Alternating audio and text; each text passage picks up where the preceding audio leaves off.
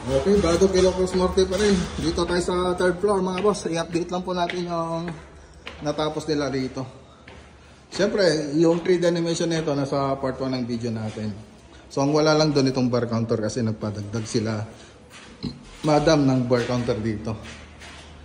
So, kulang na lang dito yung pintura kasi yun po yung additional dito. Interior paint, wall paint, tsaka ceiling paint. So, yun po yung gagawin natin dito. So, may haspe po yan. Yung makikita nyo may group na yan. Magiging haspe. So, ganun din yung cornisa na ginamit natin dito. MLB. Tapos sa banyo, ganun din yung design. So, yung mga ilaw nito, may deliver pa na po. So, ikakabit na lang ni Sir Michael. Yung electrician natin. So, ito yung mga boss, yung kwarto dito sa third floor. So, binuksan ng electrician. So, madali lang naman ikabit yan. So, pag gypsum board, madali lang naman maglagay ng mag-repair niyan.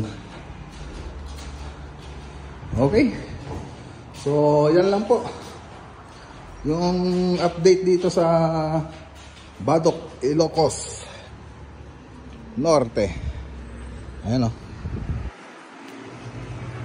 Ganda. So, i-update ulit natin ito sa susunod na vlog.